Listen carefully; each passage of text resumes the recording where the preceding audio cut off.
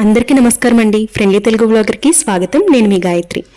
వారాహి అమ్మవారి యొక్క నవరాత్రులు వచ్చేస్తున్నాయండి. జూలై 6వ తారీఖు నుండి జూలై 15వ తారీఖు వరకు వారాహి అమ్మవారి యొక్క నవరాత్రులు ఉన్నాయన్నమాట. అంటే మనకి ఆషాఢ మాసంలో పాడ్యమి తిథి నుండి నవమి తిథి వరకు ఈ వారాహి అమ్మవారి యొక్క నవరాత్రులు జరుపుకుంటాం.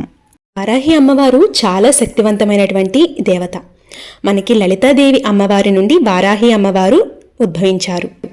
ఎంతటి కష్టంలో ఉన్నవారైనా, లేదంటే కోర్టు సంబంధిత ప్రాబ్లమ్స్ అయినా, లేదంటే ఇల్లు కట్టుకోవాలని అనుకున్న ఆరోగ్య సమస్యలైనా, ఏ సమస్య అయినా కూడా అమ్మవారి పూజతో చక్కటి ఫలితాన్ని మీరు చూస్తారండి. వారాహి అమ్మవారి యొక్క నవరాత్రులు 9 రోజులు ఉంటాయి. అయితే మీకు వీలు ఉంది అనుకుంటే 9 రోజులు కూడా అమ్మవారిని పూజిస్తే చాలా మంచిదండి. లేదు మాకు వీలు పడదు అనుకున్నవారు లాస్ట్ 5 రోజులు కూడా అమ్మవారిని పూజించుకోవచ్చు. ఇలా కూడా మాకు వీలు పడదు అనుకున్నవారు ఈ నవరాత్రి 9 రోజుల్లో ఏదో ఒక రోజు అమ్మవారిని పూజించండి, చాలా మంచిదండి. అయితే ఈ వారాహి అమ్మవారి యొక్క పూజ ఎప్పుడు చేయాలి అనే సందేహం ఉంటుంది కదండి. అయితే సాయంత్రం 6 గంటల నుండి 9 గంటల లోపు ఎప్పుడైనా చేసుకోవచ్చు. కానీ రాత్రి వేళలో మాత్రమే అతి రహస్యంగా ఈ పూజని చేయవలసి ఉంటుందన్నమాట. వీటిని గుప్త నవరాత్రులు అని కూడా పిలుస్తాం. గుప్తం అంటే దాచి ఉంచటం అన్నమాట. అంటే మనం ఎవ్వరికి చెప్పకుండా, మీరు ఒక సంకల్పం అనుకొని ఎవ్వరికి చెప్పకుండా, మేము ఈ వారాహి అమ్మవారి యొక్క పూజ చేస్తున్నామని ఎవ్వరికి చెప్పకుండా రహస్యంగా ఈ పూజ అనేది చేసుకోవాల్సి ఉంటుందండి. అయితే అమ్మవారికి పూజ ఎలా చేయాలి అనేది అంత డీటెయిల్డ్గా నేను గాయత్రక్క హోమ్లో అప్లోడ్ చేశానండి. ఎవరైనా చూడలేదనుకుంటే ఒక్కసారి వెళ్ళి చూడండి, మీకు చాలా వరకు కూడా యూజ్ అవుతుంది. అయితే మనం వారాహి అమ్మవారి పూజ చేయాలి అనుకున్న రోజు తెల్లవారుజామునే లేచి ఇంటినంతా కూడా శుభ్రం చేసుకుని పూజా మండపాన్ని శుభ్రం చేసుకోవాలి. అలాగే మీరు రోజు పూజ చేసే పూజా ప్రదేశంలో ఈ పూజను నిర్వహించుకోవచ్చు, లేదంటే పీఠాన్ని ఏర్పాటు చేసుకునైనా పూజ అనేది చేసుకోవచ్చు.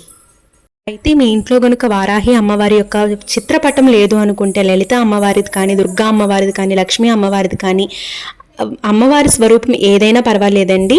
లేదు అంటే చిన్న పసుపు ముద్దగా చేసుకొని అమ్మవారి స్వరూపంగా భావించి ఆ పసుపు ముద్దకి కూడా మీరు పూజ అనేది చేసుకోవచ్చు. అలాగే అమ్మవారి పూజ చేయాలి అనుకుని సంకల్పించుకున్నప్పుడు మనం సాయంత్రం వేళలో పూజ అనేది నిర్వహించుకుంటాం కదండి. అయితే గడపకి కూడా మీరు పూజ చేయాల్సి ఉంటుంది. గడప పూజ చేసిన తరువాత అమ్మవారికి పూజ అనేది చేసుకుంటే చాలా మంచిదన్నమాట. ఇలా భక్తి శ్రద్ధలతో అమ్మవారికి పూజ అనేది చేసుకోండి. నేను ఇక్కడ పటం లేదు అనుకుంటే ఏ పటం పెట్టుకుని పూజ చేయాలి అనేది కూడా నేను వీడియో అనేది వివరంగా చేశాను. గాయత్రక్క హోమ్లో అప్లోడ్ చేశానండి. అందులో డీటెయిల్గా అన్నీ కూడా ఉంటాయి. అలాగే ఏమైనా సందేహాలు ఉన్నాయి అనుకుంటే కూడా ఆ సందేహాలకి తగినట్లు వీడియో కూడా చేశాను. ఒకసారి చూడండి, మీకు చాలా వరకు కూడా యూజ్ అవుతుంది. అలాగే అమ్మవారికి పూజ చేసిన తర్వాత నైవేద్యంగా బెల్లం పానకాన్ని ఉంచండి, చాలా మంచిదన్నమాట. అమ్మ యొక్క చల్లని చూపులు మన మీద ఎప్పుడు ఉంటాయండి. బెల్లం పానకాన్ని నైవేద్యంగా ఉంచండి. ఈ బెల్లం పానకంతో పాటు మీరు ఇంకొక నైవేద్యం ఏదైనా పెట్టుకోవచ్చు. పాలను కానీ, పళ్ళను కానీ, లేదంటే ఏదైనా కూడా నైవేద్యంగా పెట్టుకోవచ్చు.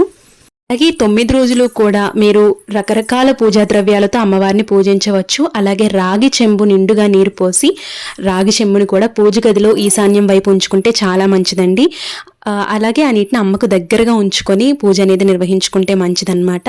తర్వాత ఎప్పటికప్పుడు ఆ రాగి చెంబులో నీళ్ళు అనేది మారుస్తూ ఉంటే చాలా మంచిదండి. తీర్థంగా మీరు తీసుకోవచ్చు ఆ రాగి చెంబులో నీళ్ళు అనేవి.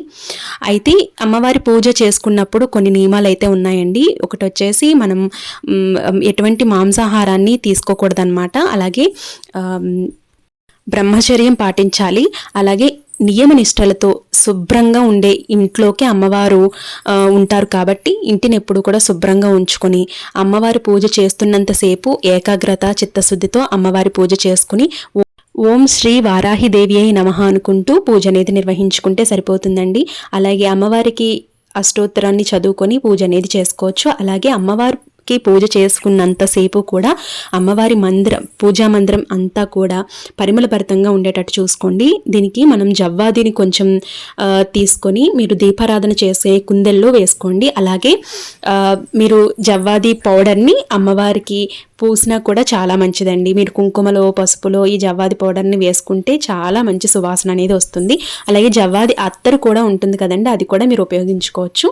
ఇలా రకరకాల పూజా ద్రవ్యాలతో అమ్మవారిని పూజించుకోవచ్చండి. ఈ నవరాత్రుల సమయంలో పూజ చేస్తున్నారు అనుకున్నంతసేపు కూడా మీరు మధ్యాహ్నం సమయంలో అసలు నిద్రపోకూడదండి. పూజ చేసిన ఫలితం ఉండదన్నమాట. కాబట్టి చక్కగా ఈ పూజను నిర్వహించుకొని అందరూ కూడా అమ్మవారి కరుణా కటాక్షాలు పొందుతారని నేను ఆశిస్తున్నాను. అలాగే మనం ఎలాంటి సమస్య అయినా కూడా వారాహి అమ్మవారి దేవి పూజ చేసుకుంటే చక్కటి పరిష్కారం అనేది మనకి ఉంటుంది. అలాగే భక్తి, శ్రద్ధ, నమ్మకంతో పూజ చేస్తే సరిపోతుందండి. చాలా మంచి విశేషమైన ఫలితం మనకి దొరుకుతుంది.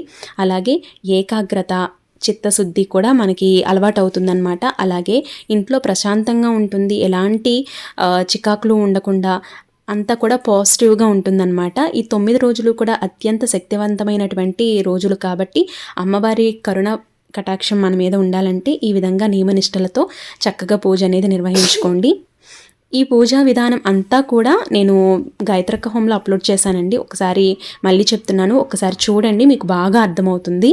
ఈ వారాహి అమ్మవారి యొక్క పూజ కోసం నేను ఇంటినంతా కూడా ముందుగానే ఏర్పాట్లన్నీ కూడా చేసుకున్నాను. అలాగే ఈ బ్లాగ్ మీకు నచ్చింది అనుకుంటే కనుక ప్లీజ్ లైక్ చేయండి. మీ ఫ్రెండ్స్ అండ్ ఫ్యామిలీ మెంబర్స్కి తప్పకుండా షేర్ చేయండి. మనకి జూలై 6 నుండి 15వ తారీఖు వరకు ఈ వారాహి అమ్మవారి యొక్క నవరాత్రులు ఉన్నాయన్నమాట. ఈ పూజని ఎవరైనా కూడా చేసుకోవచ్చండి. ఆడవాళ్ళు, మగవాళ్ళు, పెళ్ళైన వాళ్ళు, పెళ్ళి కాని వాళ్ళు ఎవరైనా కూడా ఈ పూజను చేసుకోవచ్చు. అత్యంత శక్తివంతమైనటువంటి అమ్మవారి యొక్క పూజ అన్నమాట. అయితే ఈ వీడియో మీకు నచ్చిందని అనుకుంటున్నాను. నచ్చినట్లయితే లైక్ చేయండి. మీ ఫ్రెండ్స్ అండ్ ఫ్యామిలీ మెంబర్స్కి తప్పకుండా షేర్ చేయండి. అలాగే మన ఛానల్ని సబ్స్క్రైబ్ చేసుకోండి. రేపటి ఒక మంచి వీడియోతో మళ్ళీ కలుద్దాం. అప్పటి వరకు నమస్తే. Thank you for watching. మీకు ఏమైనా డౌట్స్ ఉంటే కనుక అడగండి, నేను చెప్తాను. Thank you for watching. Have a nice day.